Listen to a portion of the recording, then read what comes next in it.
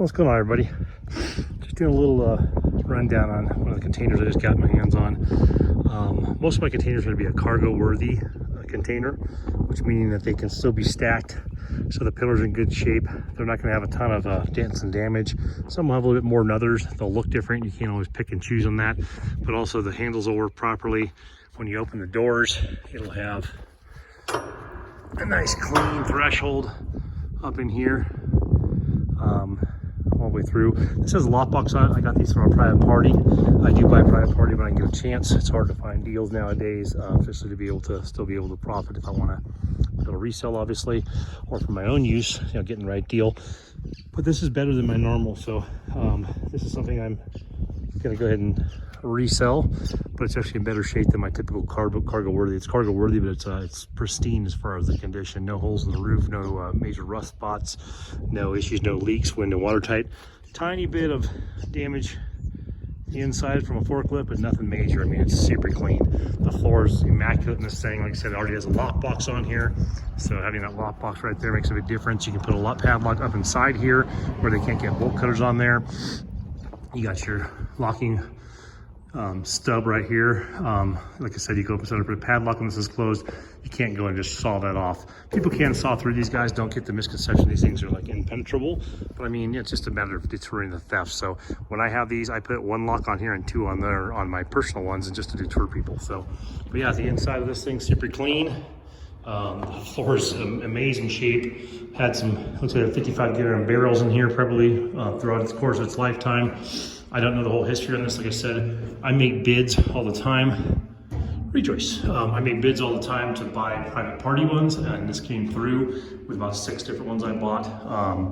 And it just turns out to be just super clean. Like I said, a little bit of abrasion from the forklift. If you guys are familiar with shipping containers are for, I mean, they're for loading cargo in. So they bring forklifts in here and offload merchandise into here, material goods, whatever it may be, to be shipped across the seas or be shipped by rail, in the continental, in the U.S. basically. So, but sometimes you get abrasions where this is going to be the back end of a forklift is just scraping up against that. They don't do that intentionally. If you're doing a forklift, they're very easy to maneuver, but they're also easy to get them kind of off camber. Sometimes you get to the point where you have to scrape out to get away from a wall. So, but the walls are in great shape. The abrasions are nothing. Like I said, the pillars are what's important as far as the ones I normally get cargo worthy. Means you can stack them. This thing is, like I said, just absolute jewel. This thing's beautiful. This isn't a one trip, but it's about as close to a one trip you can get without being one. 8.5 foot tall ceiling on this thing. Like I said, this is part of a private party bulk order I did, or purchase I did. And this one came out really nice. So this is already spoken for. I literally have a list of people looking for things in this condition, and when I get them, I give them a call and they go within about 24 hours. So anyhow, this is just a rundown. I have a couple more coming in from that same purchase. I'll do some videos on that soon. Let people know what I have coming into the fleet. If you want to, make a commitment on one of these things, it's not to make an offer anymore, guys. It's pretty much the going rate's the going rate. There's not much to change, not much leeway. No reason to right now. So just the nature of the beast. But yeah, so this one's going to be going today, and I got a couple more like this coming in over the next week or so, and I'll post up videos and try to stay off Facebook. I'm not really that fond of that platform with all the bullshit. So I'm gonna start using YouTube more for this kind of stuff and showcasing what I have, and I'll do a video for each one I get coming in, and we'll go from there until I get so much bulk I can't handle it, which I don't plan on doing anytime soon. I'm really not into the bulk. I'm more into just finding good quality containers and using them for my personal use, or flipping them out for people that are like-minded that need this kind of thing for their property. This is an as-is right now, but I think I'm going to take this roll-up door one. It's older, shorter style. You can see it's a little bit shorter, about 6 inches shorter than the standard. These are on railroad ties too, but this one's pretty banged up. They were using it on a property for like a little office for a while. I bought this private party as well as a couple. You can see in the background, Pearl the goat, and you can kind of see one of my as-is back there I use for my personal workshop.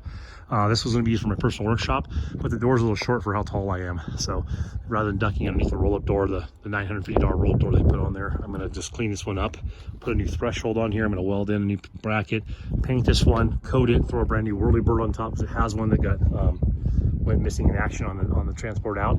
So I'll clean this one up though, and we'll get this thing for sale pretty soon as well. So Anyway, guys, stay tuned. And I'm going to do a couple videos here too on how to lift these, how to level them. Seems like a lot of people are curious about that kind of stuff online. So I have special tools that go into these things, but you can also use standard tools. You can go get as cheap as like $100 at Harbor Freight to move these things around. So I'll get some videos going on that and show you guys and kind of showcase kind of, you know, how I move them, how you can move them, how you can level them, things like that. So you don't have to call a professional if you don't need to. But yeah, stay tuned.